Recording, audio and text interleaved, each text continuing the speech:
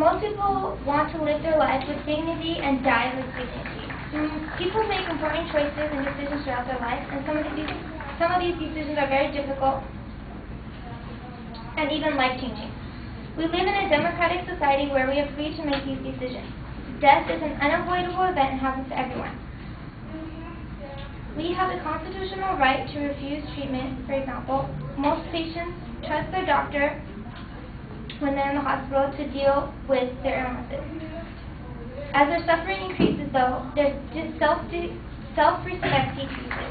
A person should have the freedom to end their life if they are mentally capable and tired of suffering every day. A patient should be allowed to end their life with dignity, and euthanasia is the practice of mercifully ending a person's life in order to free someone from a deadly disease. The word itself comes from good death. Euthanasia should be legalized in California for several reasons. It rids people from suffering unbearable pain, and it's our own right to choose, and people shouldn't have to be forced to stay alive. Euthanasia is a compassionate choice supported by the same constitutional rights that guarantee marriage, creation, and the refusal or termination of life-saving medical treatment. Terminally ill people should have the right to end their pain and suffering with a quick and dignified death. Oregon, for example, has a physician-assisted suicide law since 1998. There have been no reported abuses since then either. It takes 2 physicians to prescribe a dose of fatal drugs. Only 1 in 6 people are accepted. The rest are routed to various alternative therapies such as symptom control or treatment for depression. These people might previously have attempted suicide on their own and would have received no treatment. 1 in 10 who apply actually freeze and use the prescription. My opponent stated that he believes that people should wait it out and they will get better. But when they have been told by the doctor and they know for sure, for example, after a serious car accident or a diagnosis of terminal cancer, you know that you're not going to be able to lay it out, and why should you suffer through the next 3 weeks? For example, I have a story from a child with a sick mother. She wrote, my mother died 3 weeks ago after a diagnosis of terminal cancer. From the start, she faced its horrible course with rational calmness, unafraid of dying, but determined to avoid lingering beyond what she thought was unbearable. She went to her doctor and signed a living will, but all the same linger she did, many weeks beyond what she found either dignified or bearable. It was no way to end a good life. That's what her daughter had said.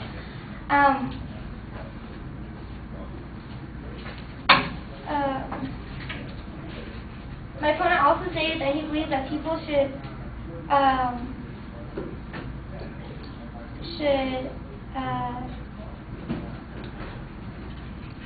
ignore euthanasia, and soon they will get better and live in peace. But that's not always the case, so people shouldn't have to be forced to suffer.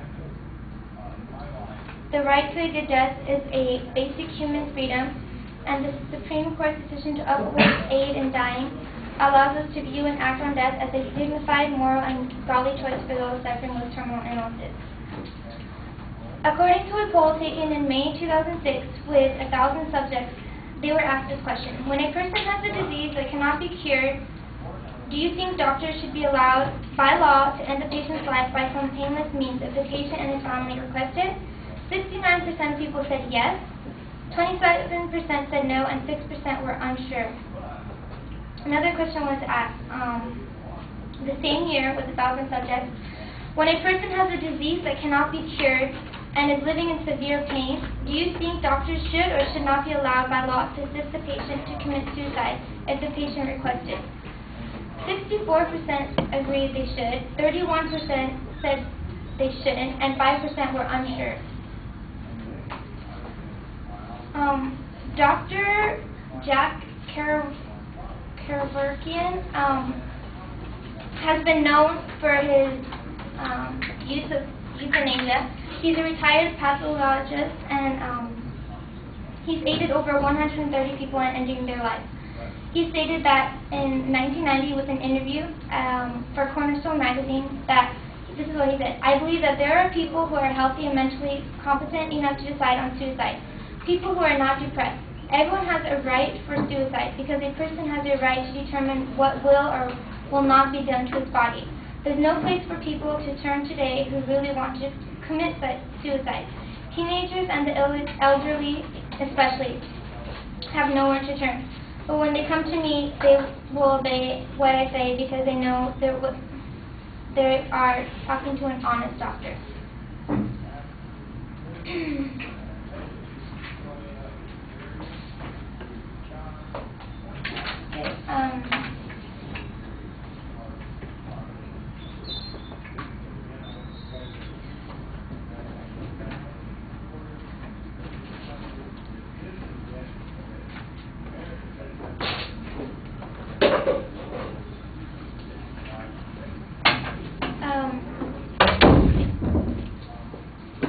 Also, it's been said that proponents argue that no matter what, there will be people with false motives for the euthanasia.